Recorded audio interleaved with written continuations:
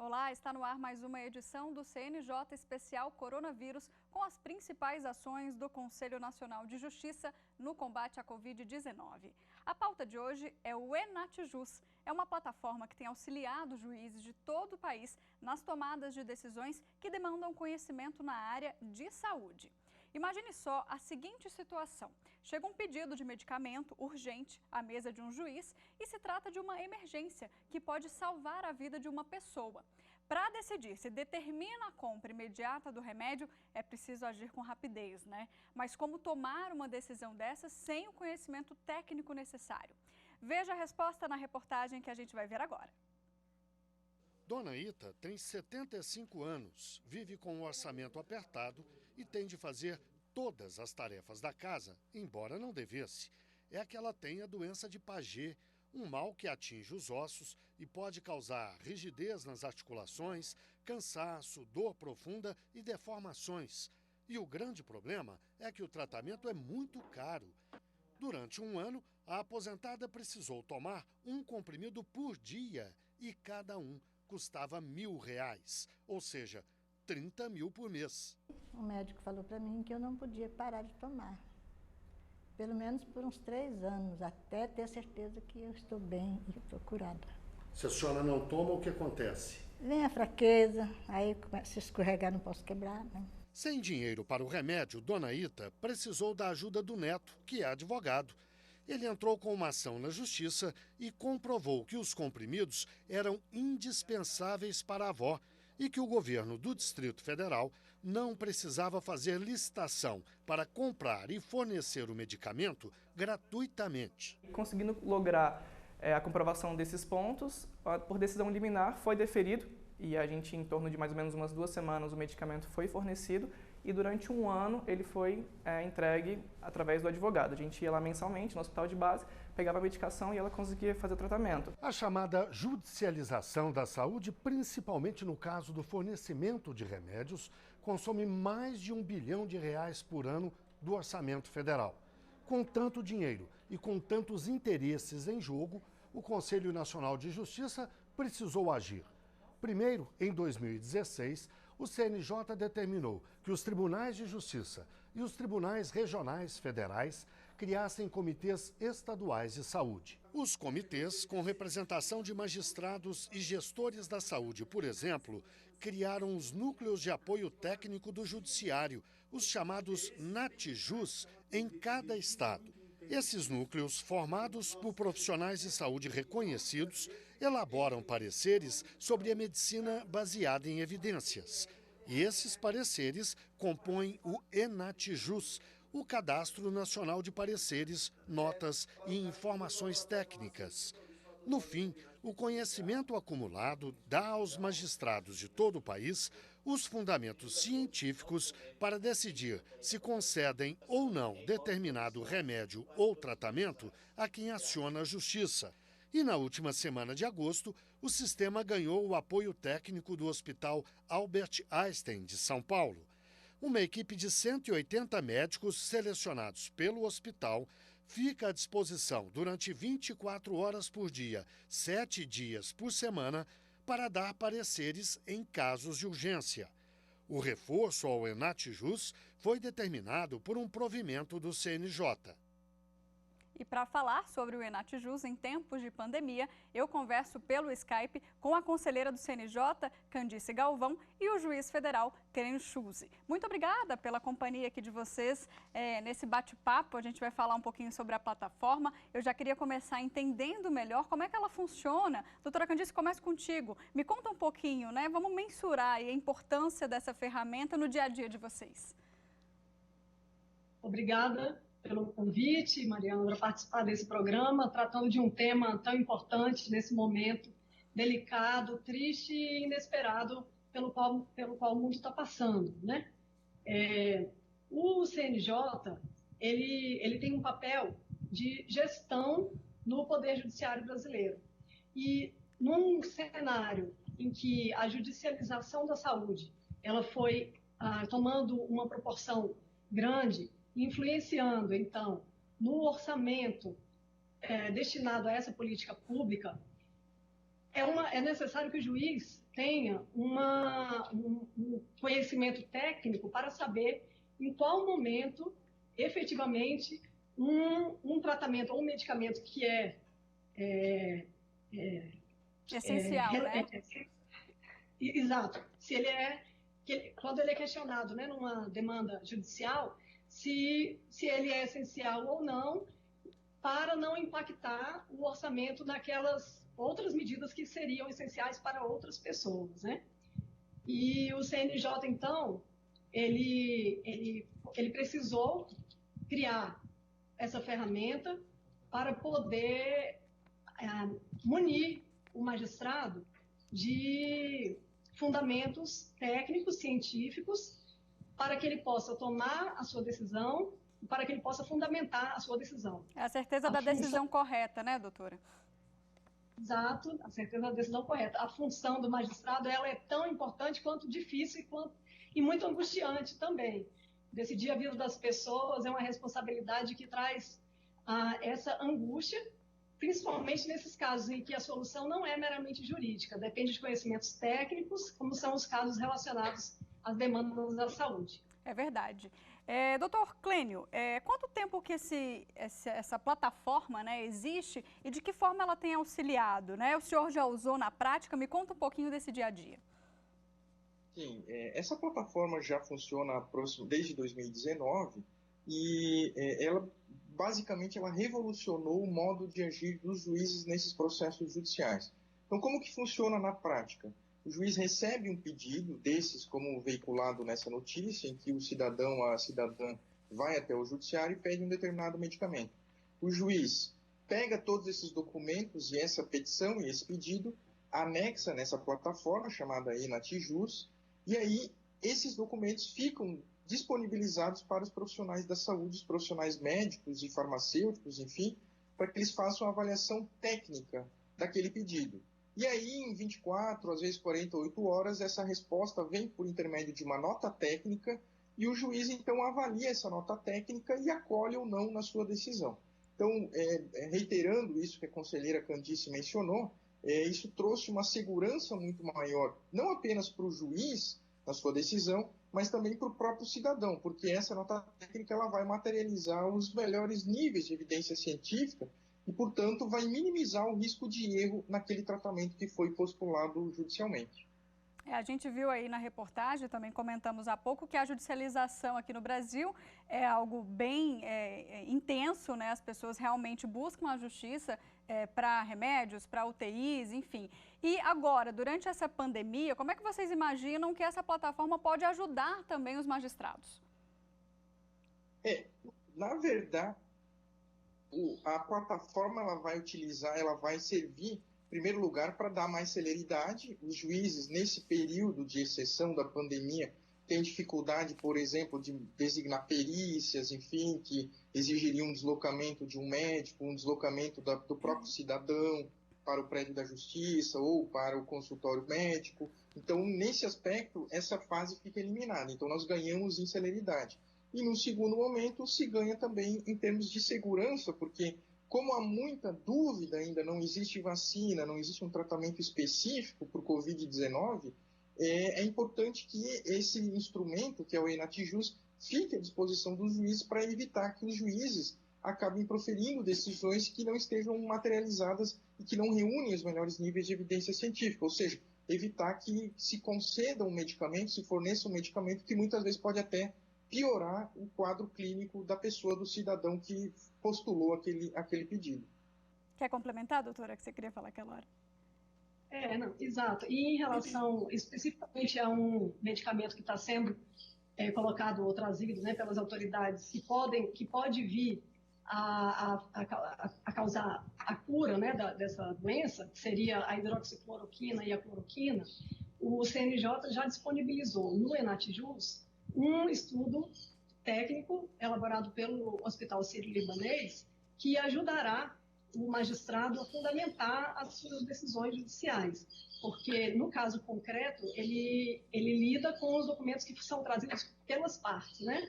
E pelos argumentos que são trazidos pelas partes. Mas ele agora conta também com esse estudo técnico que é, inclusive, atualizado toda semana. Então, como os estudos estão ocorrendo ao mesmo tempo em que essa doença está tomando conta do mundo, nós estamos verificando isso semanalmente, quais são os novos estudos, quais são as novas evidências que foram sendo observadas para poder atualizar o parecer. Perfeito. Dá para a gente citar quais são as principais ações, doutor, que a população tem judicializado já nessa nova fase, aí nesse último mês, né, que foi quando o coronavírus chegou aqui no Brasil?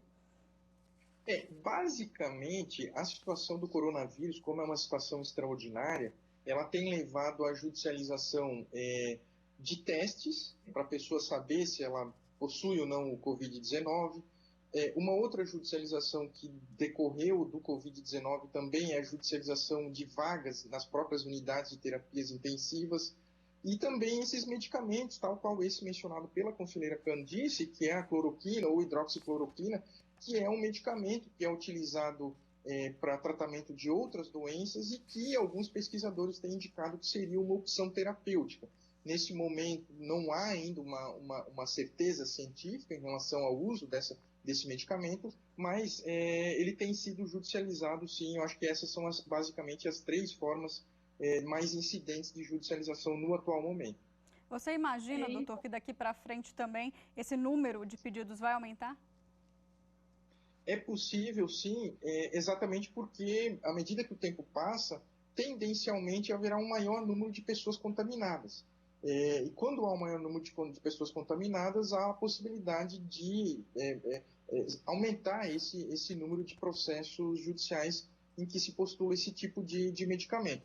Agora, de qualquer forma,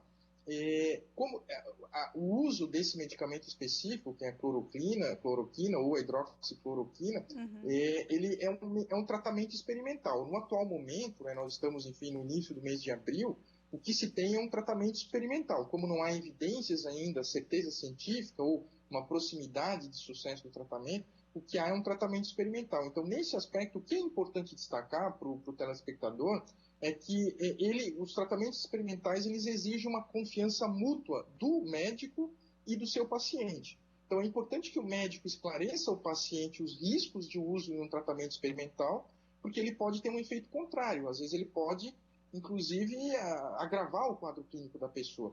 Então, porque não se sabe exatamente qual é a dose correta. Então, por isso que há dúvida em relação ao uso dessa tecnologia e, portanto, o Poder Judiciário também ele deve ter um pouco de cautela na análise desse tipo de processo judicial. Quanto a esse ponto, Mariana, é importante deixar aqui consignado que, nessa pandemia, as ações relacionadas ao coronavírus foram incluídas no Observatório Nacional sobre Questões Ambientais, Econômicas e Sociais de Alta Complexidade e Grande Impacto e Repercussão do CNJ. Assim, os tribunais passaram a comunicar essas decisões, todas as decisões proferidas relacionadas ao Covid-19, e esse relatório de decisões está sendo disponibilizado no site do CNJ, na página do Observatório. E o que se observa até o momento é que a maioria das ações relativas ao Covid-19 ainda dizem muito respeito aos atos de confinamento. Então, são ações relativas à paralisação de atividades, paralisação de bancos, de empresas, também são ações relativas à aquisição de material de EPI e também repasse de verbas públicas, que são aquelas verbas que estavam depositadas pelo cumprimento de pena de prestação pecuniária para que ela passe a cobrir os custos com a Covid-19. Também em relação ao sistema penitenciário, que há várias decisões judiciais de liberdade, de preso, liberando os presos. E em relação ao consumidor, tem as ações de fornecimento de energia elétrica, são aquelas que o autor ele pede que se impeça o corte de energia. E, como bem colocado pelo Dr. Clênio, hoje já há, sim, ações pedindo medicamentos e leitos, mas, com certeza, à medida que o sistema de saúde começar a entrar em colapso, ou seja, quando houver muito maior, a demanda for muito maior do que o que ele pode oferecer, essas ações vão se multiplicar. E eu acho que deve ser próximas semanas aí para frente nós vamos ver, então, essas ações realmente num número muito maior. Pelos exemplos que você deu, doutora, a gente vê que realmente afetou todos os setores, né? Eu vou até deixar aqui aqui embaixo, para você, se quiser acessar, o site do Observatório e dar uma olhadinha. Vou pedir para o pessoal providenciar. Aqui, aí, ó, entrou. Está aí para você na tela, se você quiser acessar enfim, saber mais informações. Essas informações são públicas, né? Boa parte delas, né, doutora? Então, é interessante até para o cidadão comum que quiser lá dar uma olhada, saber como é que o judiciário tem trabalhado. É isso aí. Bom, doutora, me conta um pouquinho, né? Antes da criação do Enatjus, quando o Enatjus não existia ainda, quanto tempo que demorava, em média, uma decisão e quais eram as principais dificuldades que vocês enfrentavam? A maior dificuldade, realmente, era o juiz ter que lidar com um caso de urgência ou de emergência em que o autor ele alegava que se ele não recebesse aquele medicamento ou aquele tratamento até em 24 horas, em 48 horas, ele poderia correr risco de morte, né? Então, o juiz ele ficava muito ansioso, muito preocupado e precisava ter algum fundamento para embasar sua decisão. Com a ferramenta do Enatjus, esse problema foi mitigado. É claro que o juiz ele tem sua independência judicial, ele não precisa seguir aquele parecer se ele se convencer do contrário, mas ele pelo menos passa a ter uma opinião técnica científica balizada com a qual ele pode, então, confrontando o que o autor diz e o que foi dito pelo parecer, chegar à sua conclusão e à sua decisão judicial. Como foi colocado também pelo Dr. Klein, para que houvesse uma perícia, era necessário que o juiz despachasse, determinando perícia, fossem indicados aqueles peritos, o autor teria que ir até aquele médico para poder ser feita a perícia. Isso tudo demanda tempo, né? E, normalmente, nas decisões liminares ou de antecipação de tutela, nas decisões de urgência, o juiz não tinha esse tempo para isso. Então, ele acabava decidindo sem muita certeza, né?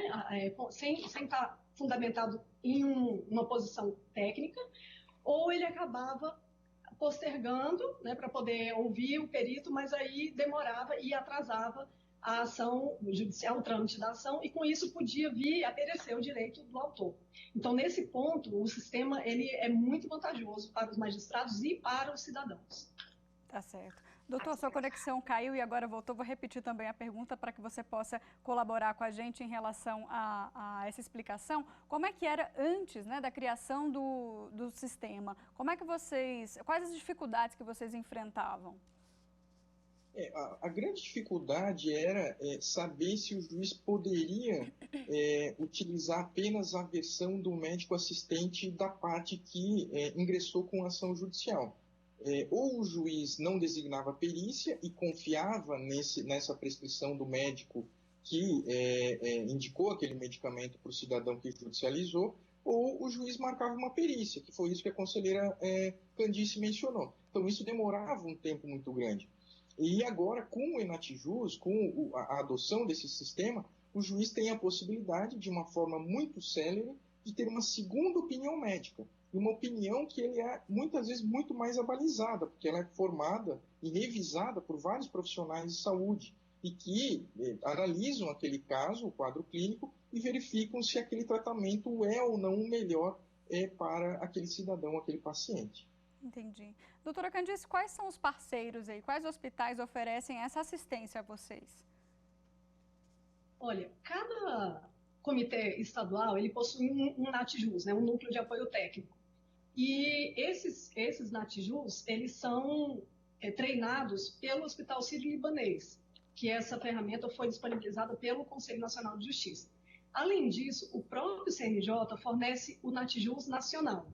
E esse sistema, ele é feito com o Hospital Albert Einstein. Uhum. Então, eles é que realizam essas emissões de notas técnicas quando há urgência ou quando o magistrado entende, né, que há uma urgência e ele precisa de um parecer num período curto de tempo. Então, esse é realizado pelo Albert Einstein. É legal a gente citar também o prazo. Eles estão sempre disponíveis? É uma assistência que vocês têm 24 horas por dia? Sim, 24 horas por dia durante 7 dias por semana. Eles estão sempre disponíveis, eles são equipes que fazem um revezamento e é claro que precisa ainda do tempo que eles demoram para elaborar essa nota técnica, que normalmente dá 24 horas, 48 horas, acho que no máximo 72 horas. Quer comentar, doutor? É exatamente isso. Então, nós tivemos um ganho de celeridade e mais, destacar que esses NATJUs, né, sejam os estaduais ou esses 2 hospitais de excelência, que é o Sírio-Libanês e o Albert Einstein, eles são formados por profissionais que se dedicam exclusivamente a esse tipo de atividade. Então, eles sabem analisar o caso judicializado e sabem também fazer pesquisa na área clínica, na área médica, considerando os melhores níveis de evidência científica. Então, em resumo, nós temos uma chance muito menor de haver um erro na decisão judicial. Então, cada vez mais o judiciário vai se aproximando a uma exatidão, a uma concretude, né, da sua decisão judicial. E o melhor de tudo é que o cidadão ele passa a ter aquilo efetivamente que de direito lhe é devido. Entendi. Bom, pode falar, doutora, por favor. Imagina. Que o Hospital Sírio-Libanês, ele também presta um serviço que é de emitir pareceres técnicos. Esses pareceres também ficam à disposição dos magistrados e do público em geral no sistema ENATJUS, e esses pareceres, eles não dizem respeito ao caso concreto. Então, não é assim, um magistrado que no momento que está fazendo sua decisão, elaborando sua decisão, solicita esse parecer. Ele é solicitado a respeito de determinado medicamento para determinada doença. Então, vem esse parecer técnico, que é elaborado pelo Sírio-Libanês e por alguns outros hospitais, que são chamados de NAT de excelência, que subsidiam os magistrados também nas tomadas de decisão a respeito de medicamentos específicos.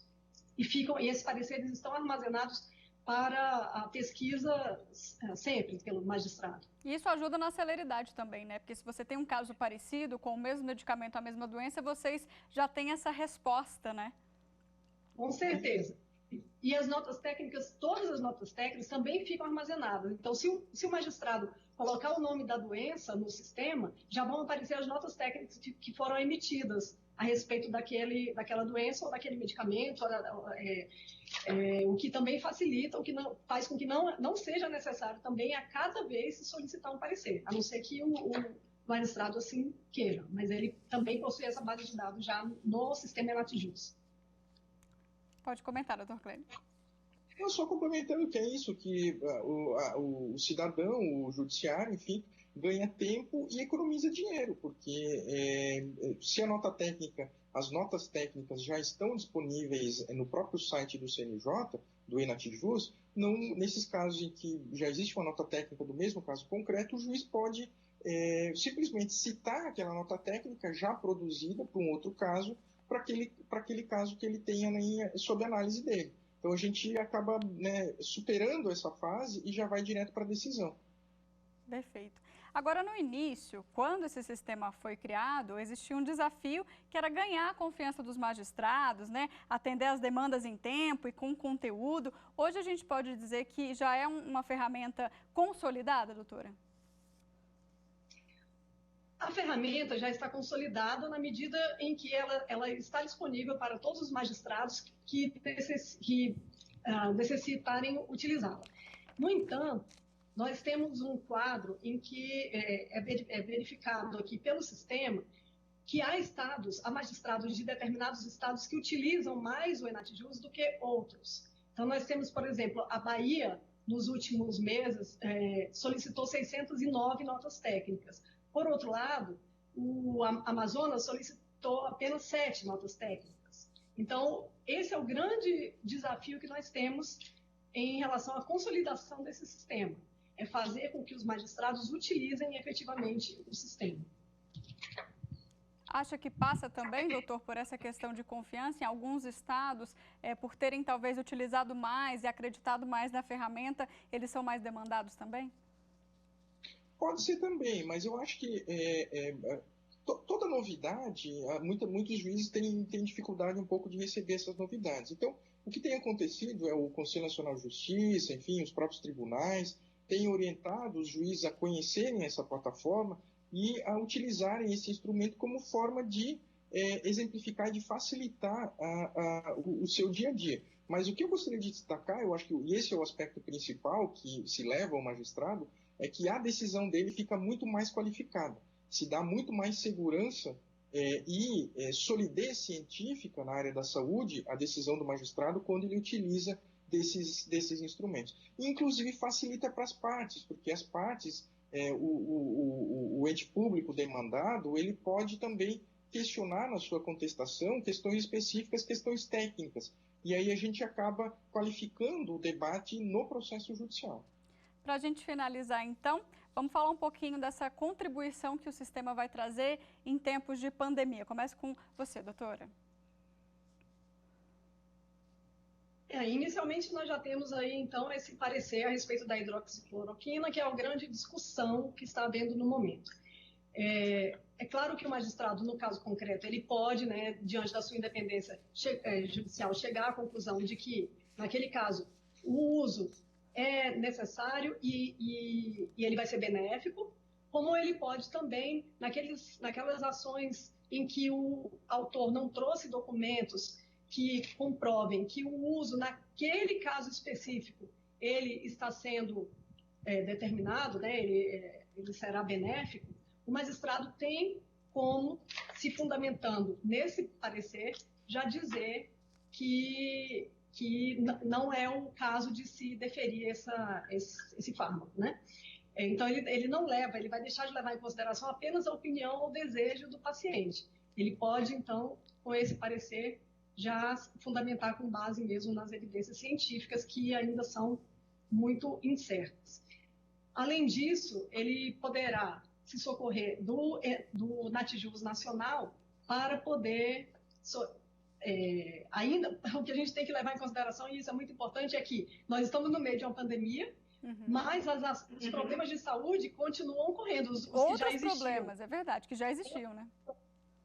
E então, nesse ponto também, o sistema vai continuar auxiliando o magistrado. E nesse momento, é muito importante que o magistrado saiba e consiga chegar à conclusão se aquele medicamento ou aquele tratamento, ele é efetivamente urgente ou não, se pode esperar, se é até mais seguro para o paciente que ele aguarde, por exemplo, para fazer uma determinada cirurgia eletiva, porque naquele momento ele pode correr risco de ser contaminado pelo Covid-19, ou ele pode correr risco de fazer a cirurgia e não ter leito em UTI. Então, esse sistema ajudará nesse sentido, porque terá um fundamento técnico, né, com base nos pareceres, para que eles fundamentem suas decisões. Tá certo. Doutor Clênio, suas considerações finais? Eu acho que o principal aspecto a destacar mesmo é exatamente levar essa perspectiva para o cidadão, para a sociedade em geral, que nesse atual momento de muita dificuldade da população, o Poder Judiciário está equipado de uma forma adequada, instrumentalizado de uma forma importante para permitir que a decisão seja a mais correta possível e, portanto, vai trazer uma maior tranquilidade nesse momento de aflição, de angústia para o cidadão. Acho que esse é o principal aspecto que a sociedade precisa ter, de que o Poder Judiciário está aberto, as demandas aumentaram, como mencionou a conselheira Candice, por uma série de fatores, e, não obstante isso, o maior número de demandas, o Judiciário tem sabido e está equipado para proferir a decisão mais adequada, de modo a minimizar os efeitos danosos dessa pandemia. Tá certo, eu agradeço demais a participação de vocês dois aqui no programa. Saúde pra gente! Saúde, muito obrigada. Bom, chegamos ao fim, então, de mais um CNJ Especial Coronavírus. Eu agradeço a participação dos conselheiros da conselheira e do juiz. É um assunto tão relevante, né, para a população que muitas vezes a gente nem imagina que existe. Bom, desejo que em tempos tão difíceis o Natijus auxilie a justiça brasileira da melhor forma. A gente fica por aqui e até a próxima.